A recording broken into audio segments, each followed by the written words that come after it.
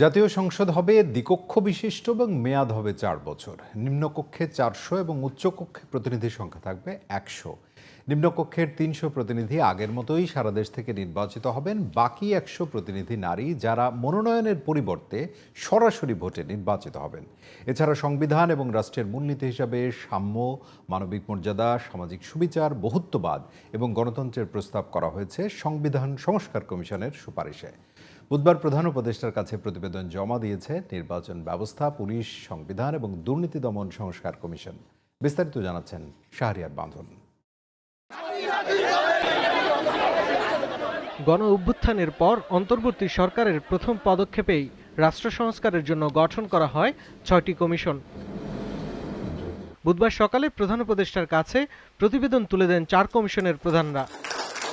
সংবিধান ও রাষ্ট্রের মূলনীতি হিসেবে সাম্য, মানবিক মর্যাদা, সামাজিক সুবিচার, বহুত্ববাদ ও গণতন্ত্র প্রস্তাব সহ ক্ষমতার প্রাতিষ্ঠানিক ভারসাম্য প্রতিষ্ঠা, প্রধানমন্ত্রী পদের একচ্ছত্র ক্ষমতার হ্রাস সহ বেশ কয়েকটি বিষয়ে সুপারিশ করেছে সংবিধান সংস্কার কমিশন। আমাদের লক্ষ্য ছিল সুস্পষ্ট: কার্যকর গণতন্ত্র, মৌলিক মানবাধিকার সুনিশ্চিতকরণ এবং জবাবদিহিতা প্রতিষ্ঠা। আমরা দ্বিকক্ষ বিশিষ্ট পার্লামেন্ট চালু করার জন্য সুপারিশ করেছি। প্রধানমন্ত্রী ও রাষ্ট্রপতির মধ্যে ক্ষমতার ভারসাম্য প্রতিষ্ঠার জন্য আমরা একটি চেক অ্যান্ড ব্যালেন্সের বিষয় হিসেবে জাতীয় সাংবিধানিক কাউন্সিল নামে একটি সাংবিধানিক সংস্থা প্রবর্তনের সুপারিশ করেছি। নির্বাচন সংস্কার কমিশন প্রধান জানান, নির্বাচনী ব্যবস্থাকে প্রাতিষ্ঠানিক রূপ দেয়াকেই প্রাধান্য দিয়েছেন তারা। নির্বাচন ব্যবস্থা যাতে একটা স্বচ্ছতা প্রতিষ্ঠিত হয়, সেটা আমরা চেষ্টা করেছি। ভোটারদের যেন ভোট দেওয়ার অধিকার প্রতিষ্ঠিত হয়, সেই লক্ষ্যে আমরা কাজ করেছি এই ৩ মাস। ১৫০টার মতো আমাদের সুপারিশ, তাই এগুলো উত্থাপন করা অসম্ভব। দুদকের সরাসরি সংস্কার এবং তা বাস্তবায়নে রাষ্ট্র কাঠামোয় পরিবর্তন আনার সুপারিশ করেছে দুর্নীতি দমন সংস্কার কমিশন। রাষ্ট্রীয় এবং আইনি ক্ষমতাটাকে অপব্যবহার করে ব্যক্তিগত স্বার্থে সুবিধা অর্জনে যে ধারা প্রতিষ্ঠিত হয়েছে বাংলাদেশে, সেটাকে তার বিরুদ্ধে একটা সাংবিধানিক অঙ্গীকার লাগবে।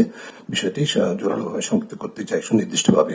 এদিকে পুলিশ সংস্কার কমিশন প্রধান বলেন, পুলিশ বাহিনীকে রাজনৈতিক প্রভাবমুক্ত করা সহ নানা বিষয়ে সুপারিশ করেছেন তারা। গত জুলাই মাসে এবং আগস্ট মাসের যে গণ আন্দোলনের সময় ২,০০০-এর বেশি, আনুমানিক ২,০০০ ছাত্র জনতা নিহত হয়েছে, ৪০,০০০-এর বেশি আহত হয়েছে। সুতরাং এর প্রেক্ষিতে আমরা এই বিষয়টি খুব গুরুত্ব সহকারে বিবেচনা করি। আমরা দেখেছি যে ইন জেনারেল যেগুলো দু একটা জিনিস ক্রস কাটিং ইস্যু, সেগুলো নিয়ে আমরা দেখাশোনা করেছি। ৬ কমিশনের বাকি দুটি হল জনপ্রশাসন এবং বিচার বিভাগ সংস্কার কমিশন। ৩১ জানুয়ারি এই ২ কমিশনের প্রতিবেদন দেওয়ার কথাও রয়েছে।